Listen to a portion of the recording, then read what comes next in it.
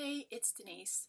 I'm back to talk about some things you might want to have on hand for any sort of emergency preparedness kind of situation. I think more and more of us are realizing the importance of having things on hand with shortages popping up.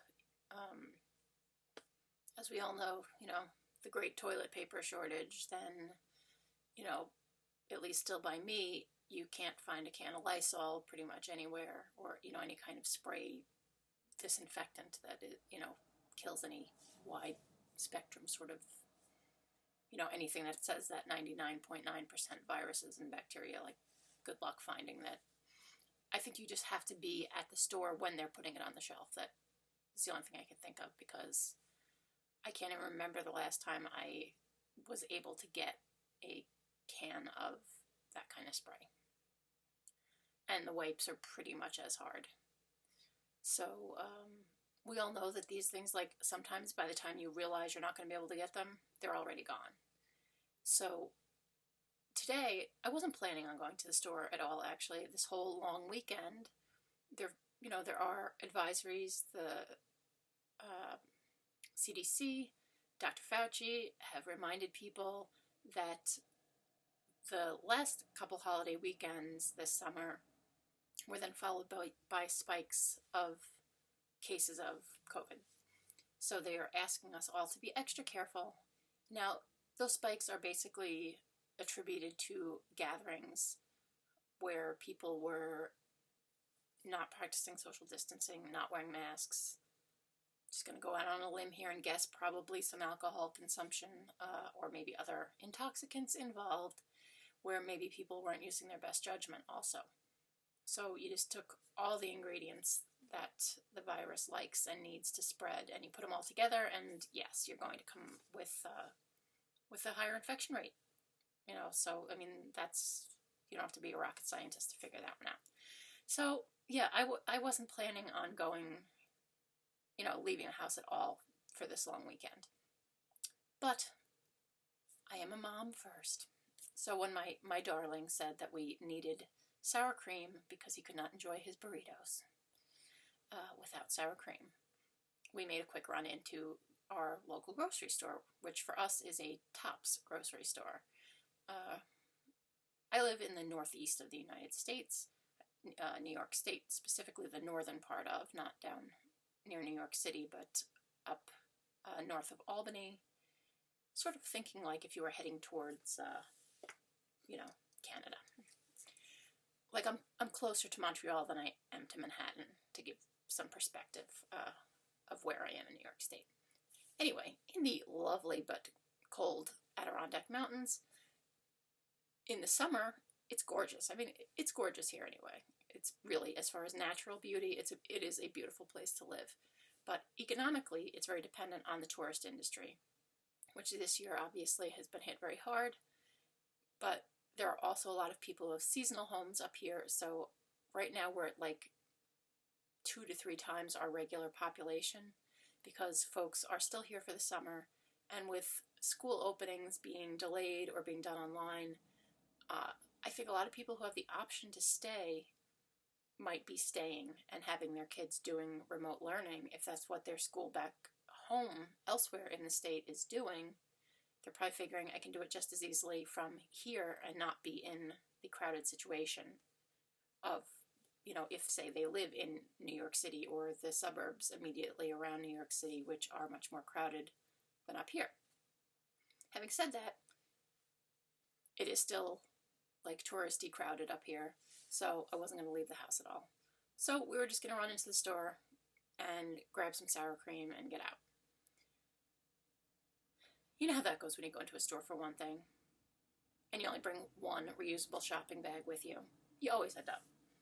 So, but I ended up, the first thing that struck me as you walk into the store, usually immediately to your right, as you're coming in the entrance door, is an aisle of usually seasonal stuff. It's usually packed with, like this time of year, that it would have like charcoal and those bamboo skewers that you use for making kebabs, and silly paper umbrellas and, you know, like other cookout type stuff. I kid you not, there was not a single item. It's like 4 shelves that are just, you know, 4 long shelves that are, I just whacked the lamp. In trying to improve my lighting, I realized if I move the lamp over this way, it looks less like I'm sitting in a dark cave. Whereas normally the lamp is clipped in the center of the bed, which puts it behind me when I'm sitting here. And that kind of gives me that backlit, she's sitting in the dark look. And when I have a migraine, I am sitting in the dark. In the last couple days, I wasn't feeling well, so I probably spent more time sitting in the dark. But for videos, we're not going for that, you know, like film noir, dark kind of goth vibe. It's not what we're aiming for. So yeah, I moved the light a little forward, and I hope it is helping. So we went into the store. I look over on the, you know, seasonal crap section as I think of it as I walk in. Not a single item. All 4 shelves are completely bare. And I was like, Now the store was not crowded, but it was definitely busier than the average day during non-summer season. Again, normally I wouldn't go into the store when it's this crowded, but we needed to. So we went in. And I found a few sales that I thought were definitely worth grabbing. And it then made me think about some other things that I've picked up recently that I thought I would share with you in terms of things you might want to be stocking up on. And some tips on places that you might be able to get things that aren't your regular outlet for buying those things. Let me start off with the large thing sitting next to me. That would be a very big, as you can see, 18-quart bucket, food grade bucket. It's clear plasticish, you know, clear enough that you can see what's in there. And it comes with a lid. Now, when I was looking like on Amazon and some other sites for food grade storage buckets, it was like the bucket would be $15 to $20, and then a lid would be like another $15 to $20. So I was looking at like $30 for, you know, per bucket, which was just crazy to me, and I don't have that in my budget. I found these on a restaurant supply website, and they were $7 and change. So the only difference, there wasn't free shipping. So, you know, you have to account for some shipping charge. But $7 and change, including the lid, as opposed to almost $30. Yeah, so I bought 3 of these. I also bought a 50-pound box of parboiled rice. And you might be thinking, Denise, don't you already have some rice? And yes, I do. I already had bought some brown rice, some white rice, some jasmine rice, which I particularly like. And look, I had actually, before starting the video, thought about going for the, you know, sort of dramatic bangs look because, you know, starting to sprout is it there. The first little red indication of starting to sprout is it. But I thought, you know what? Being able to see is more important than being vain about the fact that I'm starting to possibly sprout a zit. But there we go. I'm having to push my hair back anyway because, you know, the Disney princess wig will do what it wants to do. Anyway, back to my point, because we know I can digress from it very easily. Restaurant supply stores. Definitely someplace to check out. They are used to supplying restaurants, and restaurants aren't paying that kind of price per container. No, they're not paying $30 per bucket to put something in. Plus, it has the measurements in case you want to keep, you know, sort of track of how much of something is in there. I just thought that was kind of added niceness as opposed to the plain buckets that don't have any kind of measurement on it. So, and it comes with the lid. Now, when I first went to put the lid on, I was like, oh no, this lid doesn't fit. And I thought maybe in shipping it got bent a little out of shape or something. And then I got a little annoyed, like, oh no, did I order and they sent the wrong lid? But then I realized it was just one of those that you kind of have to wrestle it on a little bit, and once it snaps on, it's like really snapped on. So I'm not going to make you watch me wrestle with it. But yes, the lid came with it. It's just a plain, it's not a twist on, it's just a plain snap-on lid. And it's a good size bucket. Now, besides the rice, which I did not start packing in here yet, I didn't even tell you why I bought the rice. See, I digress in like 10 different directions, and then I have to remember to get back to each digression. I bought the parboiled rice because while I have regular, not parboiled rice, I didn't have any parboiled rice. And if you've watched my disastrous attempt at canning rice pudding using, I think I was using either almond or coconut milk, it came out just very starchy and clumped together. Now, before any canners jump in and feel the need to say, you're not supposed to can rice. I know that. And if you're not familiar with canning, the FDA, and whoever else does food preservation, safety, I forget the name of the organization, they don't approve canning rice.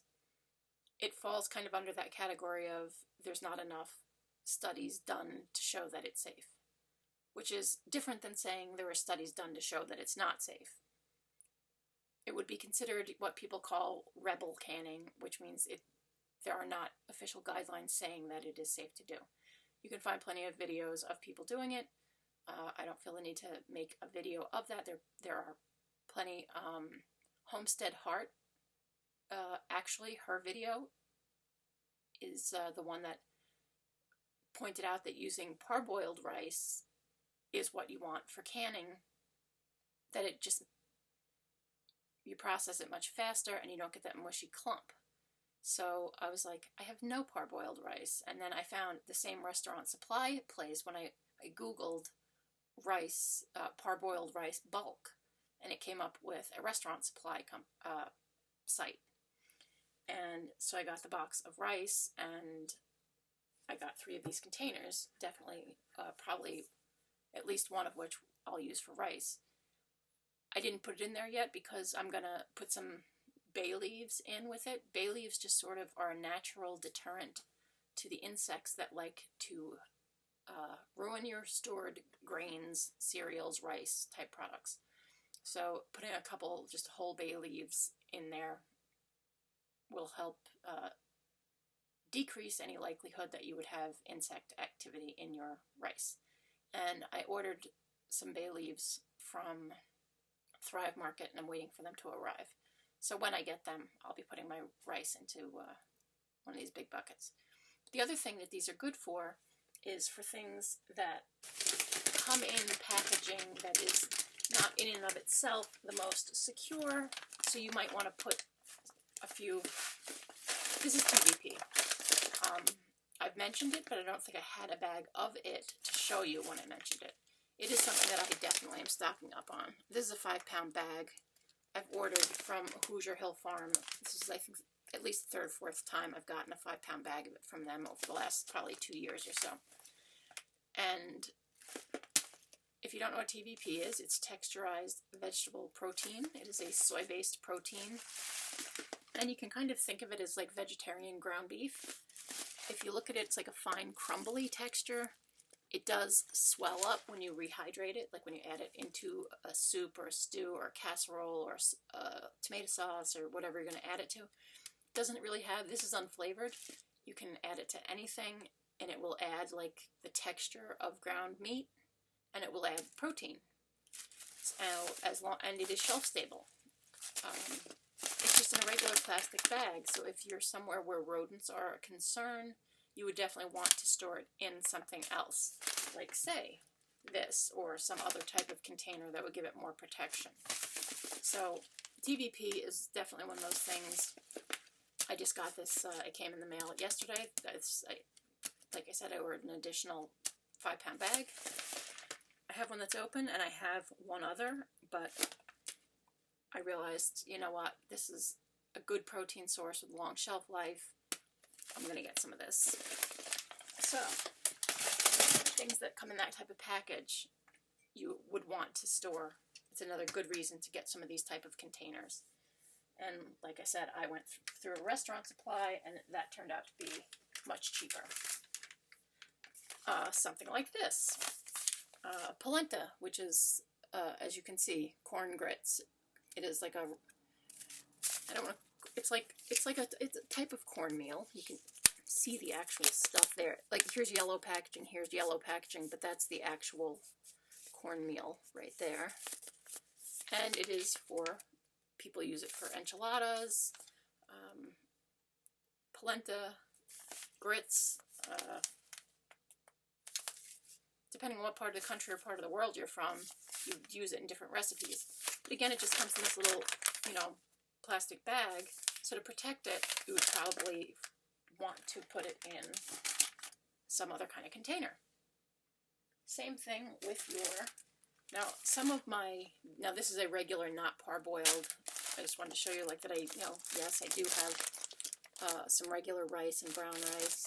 And again, these are just in bags. So I've been putting some in quart-size canning jars that I wasn't using, because that's a perfect way to protect them. They're in a glass jar. You're not gonna have rodent or insect problems. But again, if you don't have glass jars to put them in, at least putting the package inside of another sort of container that's going to be sealed from both the elements and potential critter problems is the way to go. Let's see. Now, these were one of the sales that I found in the store today. Tomato sauce. Now, like I said, I was at Tops, which is my local grocery store. They don't always have it's a relatively small grocery store, and they had these on a 10 for $10 sale. They're normally $1.39 a can. So I bought 10. They had, I think, 3 or 4 different varieties. We mostly like the 4 cheese, so I got, I think, 6 of the 4 cheese, and then the other 4 I got, I think, 2 Italian sausage and 1 herb and... No, I got, 6 of these, 2 of the Italian sausage and 2 of the garlic and herb. But these, tomato sauce, tomato products in general are very useful, whether it's with rice or pasta or, dressing up whatever meat you've prepared. As long as you're someone who doesn't hate tomato sauce, obviously, then that's not a deal. But these canned sauces have a long shelf life for, to keep in your pantry. And if you can find them on sale, and like I said, from $1.39 to $1 is a pretty significant savings. So I did get 10 of them to add to my pantry. These were not on sale, but I just felt like when you want a little treat, now you might be like, Denise, nobody eats those. They're ladyfingers. I am a fan of tiramisu. And no, for just me and my son, I'm not going to go make a big full, I don't think I even own a proper trifle dish anymore. I'm not going to make a whole big tiramisu, but you can make yourself like a mock tiramisu, just using a couple of them in a cup, using Greek yogurt, using other types of, if you don't have the mascarpone cheese that you would use for a real tiramisu, you can substitute with like a cream cheese based filling, or even if you're doing like a higher protein, like more keto type, like a ricotta cheese. I remember doing that with instant coffee to make like a tiramisu back when I was on, I think, South Beach, maybe, a long time ago. Anyway, and so I just thought, these would be a nice thing. And as you know, ladyfingers are dry, so as long as you keep them in the package and keep the package where nothing's going to get at it, these are the kind of thing that they're almost by definition stale already, as long as you don't let them get damp, because they're the kind of thing that you would have to dip in something, like you would dip them in, maybe people dip them in their coffee and eat them. I've only ever used them for making tiramisu, but they had them. I grabbed 2 packages, just because. You want to be able to make something unusual, some sort of treat. That's important. If you're going to be eating repetitive meals, it's important that you have some kind of treat, or else people get irritable. And I speak from personal experience. I know I can be a little less than my gloriously pleasant self if I'm feeling hungry or feeling like I've eaten the same thing 20 times in a row. I remember from when I was losing the weight initially, basically living on protein shakes. and so very sick of them. I mean, now, every once in a while, I might 2 meals a day have a protein shake just because I'm feeling too lazy to cook, or Patrick doesn't feel like having what I was going to think of cooking, and there's no point in cooking it for just one person. So now that I don't have to have protein shakes all the time, yeah, I have them. I always keep them in the house, and I do have them. But when they were all I was having, pretty much like I was living on them and yogurt, you get sick of it, and yeah, it can make you a little cranky. Okay, something else you might want to be stocking up on, because hopefully you're stocking up on water. I should say that's like the number one thing people, for any type of emergency, should be stocked up on. You should always have some drinking water in your house. So I didn't even mention that because I know I've mentioned it in prior videos, but maybe you didn't watch those. Everyone should always, regardless of what your normal water supply is, whether you have city water or well water, you never know when things might change, and for some reason your tap water either isn't coming out of the tap or isn't drinkable. So you should always have some water stored in your house. Okay, I feel like I've said it strongly enough. I think I got the point across. But to add to that, you might start getting sick of the plain water, just like you'd get sick of the plain rice if you didn't have other things to dress it up, or the plain pasta if you didn't have other things to dress it up. So just, like for examples, I got, now this is Price Chopper's brand of sugar-free. It would be like almost like a Crystal Light kind of a thing. So like a sugar-free, this happens to be grape. I got grape, I got lemonade, I got pink lemonade, I think it's something, it's not cherry, it's raspberry. But I got a few different varieties of these cold drink mixes.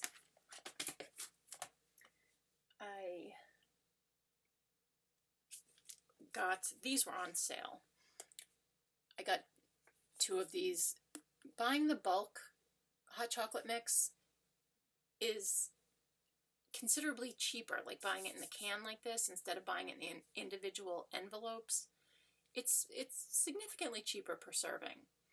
So I went ahead and bought 2 of these. So something else to make with, hot water. And we're coming into winter, so I know I like this. I know my son likes it. I got 2 of these. Now, I already had a couple boxes of the packets, but I figured rather than buying more of those, which, like I said, cost more per serving, I went ahead and bought 2 of these. Now I'm not a coffee drinker, but I do have instant coffee, which pretty much has like a really super long shelf life. Like it's pretty much considered like a kind of like 20 years from now, as long as you haven't opened it, this is going to be exactly the same as it is today kind of shelf life. So if you are a coffee drinker, or if you're someone like me who might get that itch to make something like tiramisu where you would need some coffee, instant coffee is perfect. And in the United States, we tend to be coffee snobs, and I say this as a non-coffee drinker. It's my observation of the coffee drinkers around me. Even growing up, my father was not a snob, but was a coffee drinker, whereas my mom growing up was more of a tea drinker. She drinks coffee now. But they would never think of really doing instant, although they would. Little contradiction here.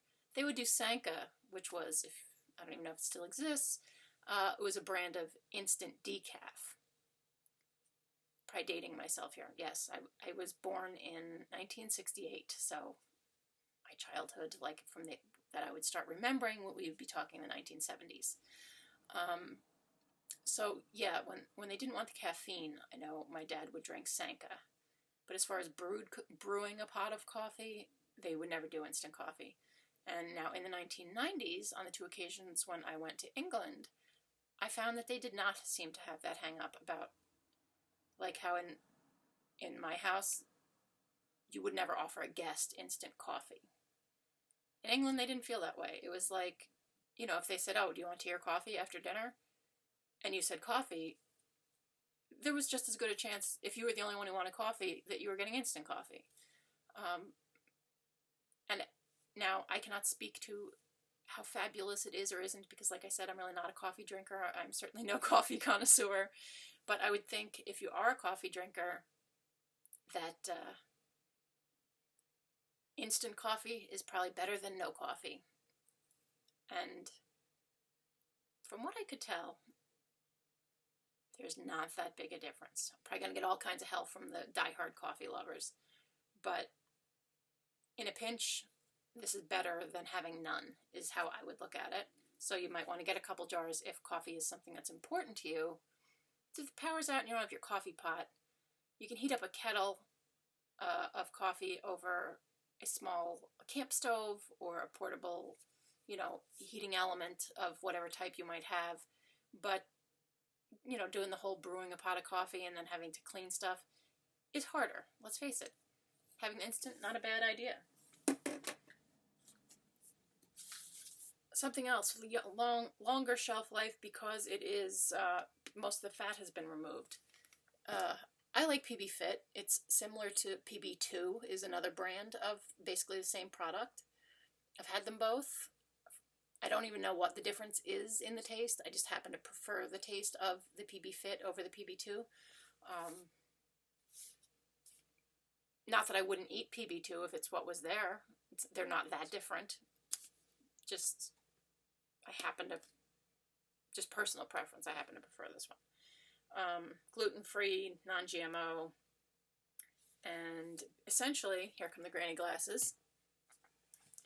It is a peanut butter replacement because it's dried, it's powder, in case, I think I held it close enough that you saw that, but I just love the nerdy purple hair librarian look. Just, I can't help but just be like, wow, you look so nerdy when you put the granny glasses on. I mean, they're always nerdy looking, but with the purple hair, the Disney princess purple hair, they just add to the nerdiness. All right, it says 87% less fat and about a third of the calories of traditional peanut butter. 2 tablespoons, which is also regular peanut butter. That is generally a serving is 2 tablespoons. And as someone who loves peanut butter, I can tell you it averages about 190 calories for 2 tablespoons of peanut butter. This is 70 calories for 2 tablespoons. Now, if you were going to use it like peanut butter, you would, wanting to spread it on something, you'd mix it with a little bit of water.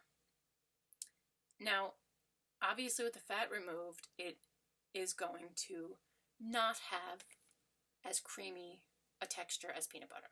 So do not expect the consistency to be the same as real peanut butter. But as far as, let me read the ingredients for you in case that's something you want to know. Peanut flour, coconut palm sugar, salt. That's it. So those are your ingredients. Nothing, no preservatives or chemicals or weird stuff. It's basically peanut butter that they dehydrated, took the fat out of, and yeah. So 2 tablespoons is 70 calories, 2 grams of fat, 5 grams of carbohydrates, of which 3 are fiber. So if someone's counting your carbs, it would be 2 net carbs, and 8 grams of protein. So it really flips the nutritional balance of peanut butter on its head, which is normally mostly fat with a little protein and carbs, and it makes it mostly protein with minimal fat and carbs. So I've got 2 of this size jar unopened that I added to my pantry. Just something to keep in mind. And also, if you're adding it in terms of like to smoothies, or I could take these off. If you're adding it to smoothies or baking, like making, say you're making cookies and you want to add a peanut butter flavor, or you're making banana bread and you want to add some peanut butter flavor. Super for that.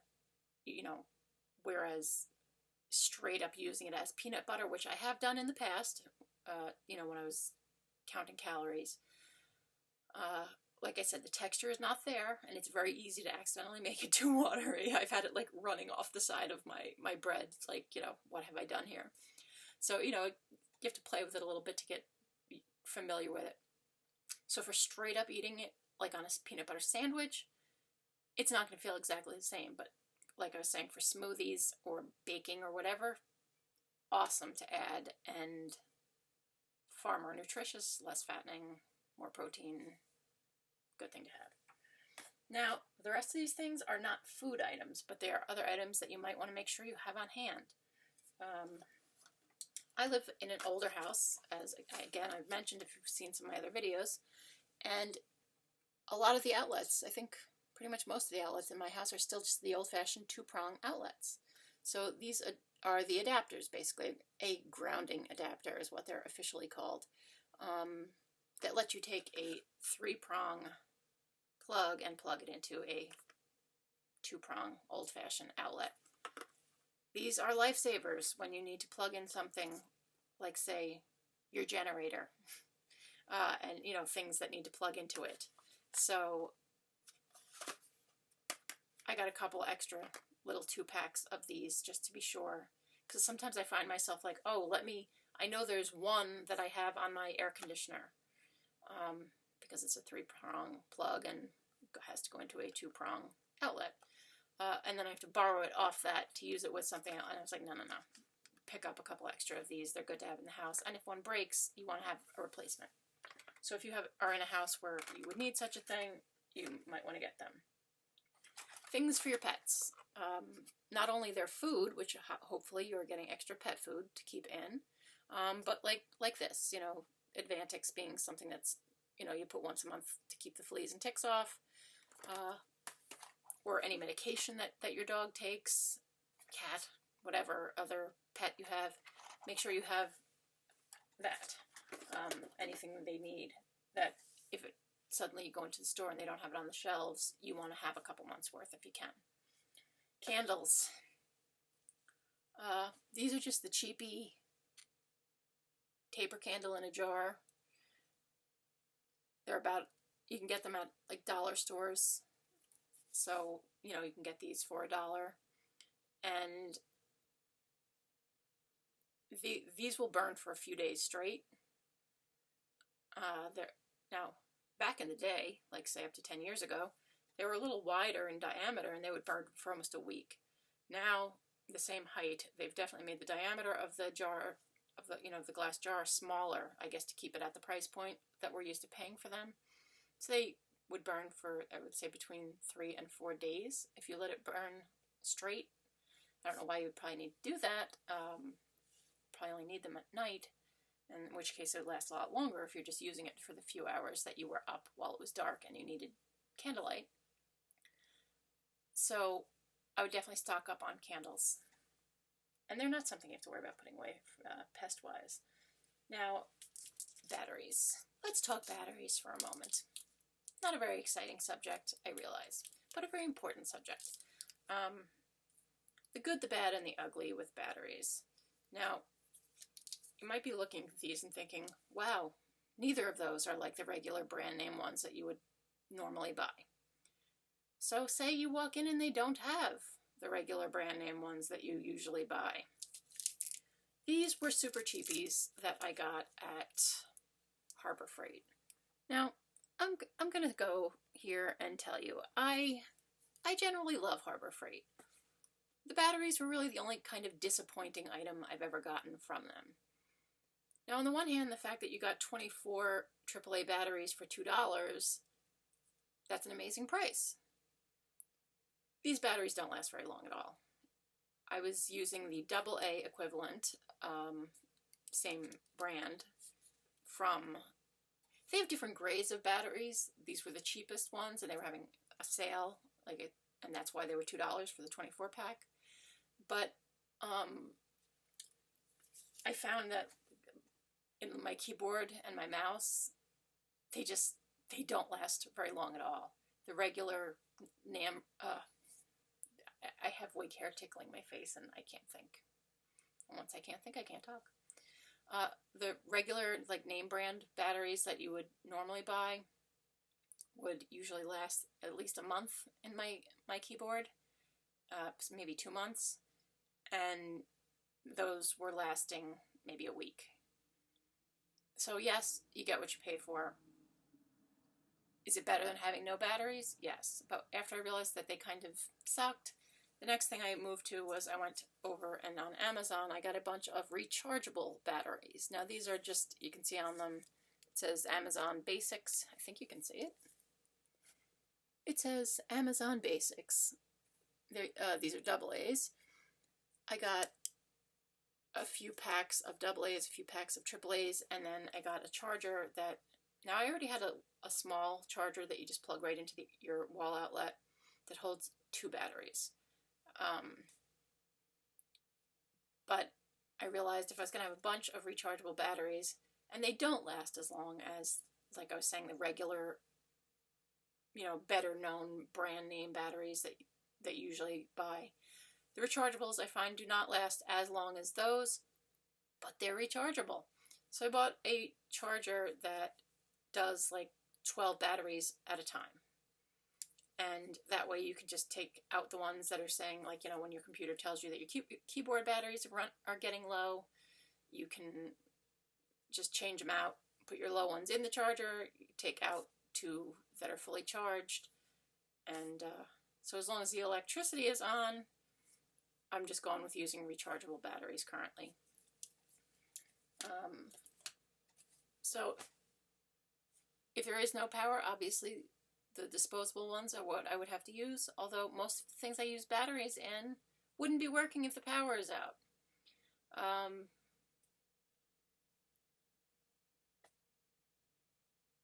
I just think it's cost effective as long as the power is on and I'm going to be changing batteries frequently. It's cost effective to use the rechargeable ones.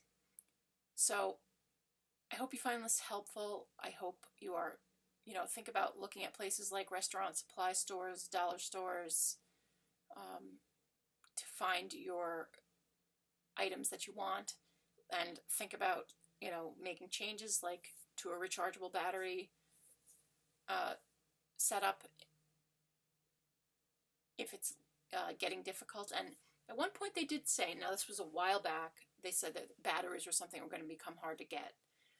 I never found that I couldn't get, other than like that one occasion that made me say, why don't I take up this sale on the cheap ones? Like the next week the batteries are back in the stores.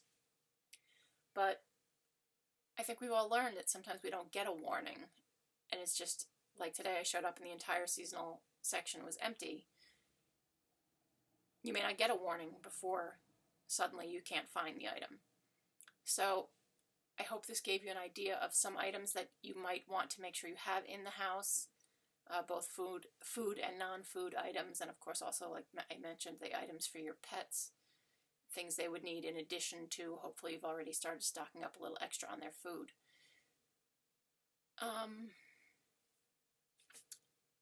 The next thing I'm waiting on, I did get an email from Thrive Market that they're getting, with the whole COVID situation, they're getting higher demand than usual, and they did send me an email to let me know that there was going to be a short delay in the shipping of my order. It was what I would consider a perfectly acceptable delay, like not more than a week. So I'm waiting on 2 orders from them, and I will do like an unboxing and review. I've only ordered from them, I think, twice now, so these next 2 will be like my 3rd and 4th times getting something from them. And I think I'll then kind of give my idea on what I think about Thrive Market. I'll kind of do a whole, not only an unboxing, but because you pay a membership fee for Thrive Market. So at that time I'll talk about how I feel about the value of, is it worth having a Thrive Market membership. Anyway, that's it. Please give the video a like, and feel free to share and subscribe. I would appreciate all of those things. And have a great day. Take care of yourself and your family, and be well.